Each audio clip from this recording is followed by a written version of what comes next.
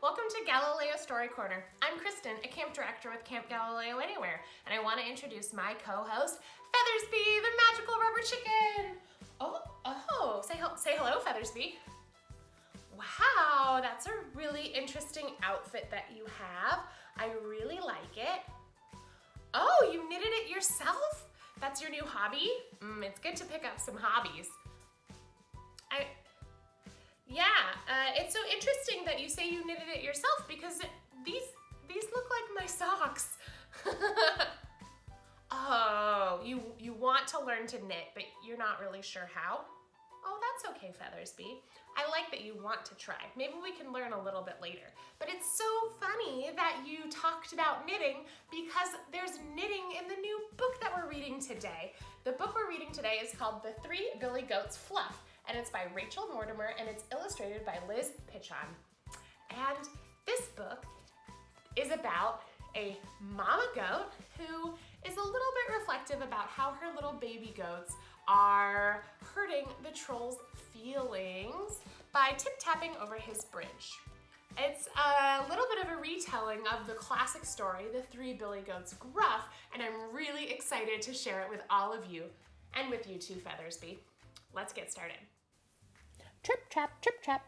How was he supposed to sleep? Mr. Troll buried his head in his pillow and groaned. He looked back at the newspaper advertisement. Troll Paradise. Fine riverside apartment with slimy toads and running Beetlejuice. Bargain! How could he have fallen for it? What the advertisement had not said was noisy underneath the only bridge from the Rocky Mountain to the green, lush field. On the mountain next to Mr. Troll's bridge lived the Three Billy Goats Fluff. They loved to eat the lush green grass in the field by the bridge. It made their fleeces extra fluffy, important for Mother Goat's knitting business. The Three Billy Goats Fluff crossed the bridge twice a day, but this morning Mr. Troll had a surprise for them. He'd put up a sign. No trip-trapping over my bridge. Trip-trappers will be eaten. Little Billy Goat Fluff had not yet learned to read, so he set off as usual. He'd just put one hoof on the bridge when Mr. Troll leaped out. I'm a troll with a very sore head. Stop trip-trapping over my bed. When I'm tired and feeling blue, there's nothing like a little goat stew. Little Billy Goat was very scared and scampered back to Mother Goat. Next came middle-sized Billy Goat Fluff. His hooves were louder than Little Billy Goat's. Mr. Troll leaped out again. I'm a troll in a very bad mood. Waking me up is terribly rude.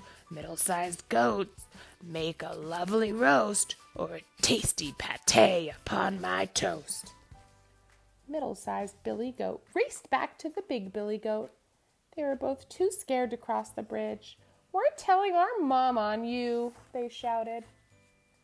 Mother Goat listened to her Billy Goats, and she thought about Mr. Troll. She knew what it was like to live without sleep. Little Billy Goat woke her up every night. That night, as she sat knitting booties from the finest Billy Goat fluff, Mother Goat had an idea.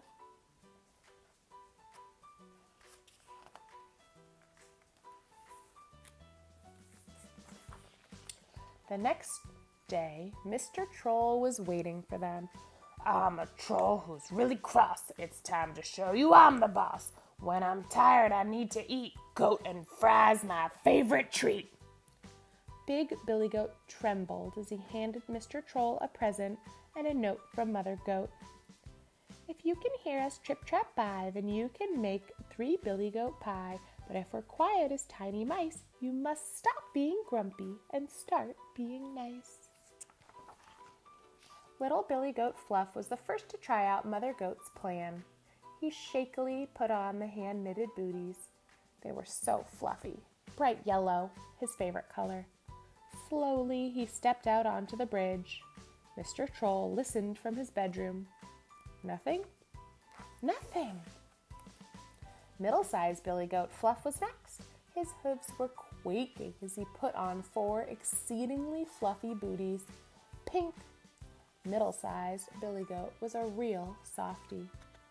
Carefully, he stepped out onto the bridge. Mr. Troll had his ears pressed to the roof. He couldn't hear a thing. Finally, it was Big Billy Goat Fluff's turn. His booties had taken most of the night to knit.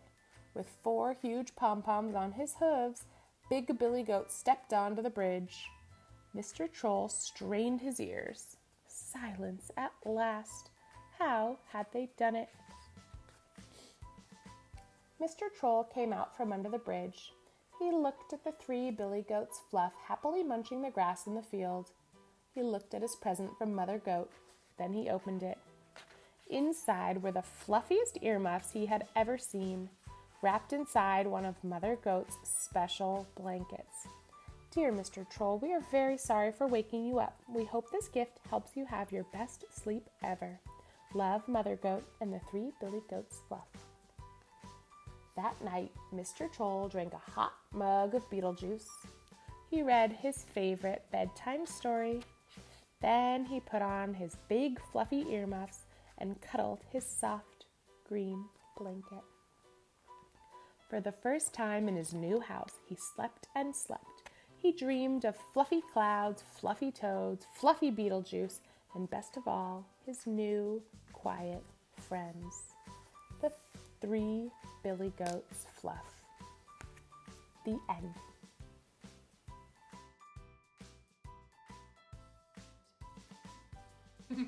I really like how the mama sympathized with the goat.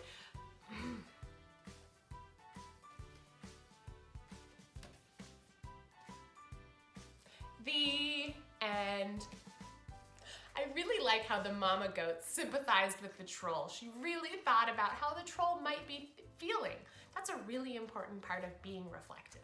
And it's a really important reminder that we need to be reflective about how other people are feeling, especially in these times when we might be in a little bit closer quarters.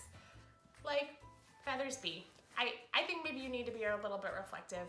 Did you ask to borrow my socks? Okay, you can borrow my socks. Thanks for asking. But why don't we go look up videos on how to knit together, and maybe we can knit you a real hat that actually fits you and isn't just a rolled up sock. Does that sound fun? All right, everybody, we're gonna go learn to knit, but we'll see you later. Thanks for visiting us, and remember, be reflective and stay innovative. Bye.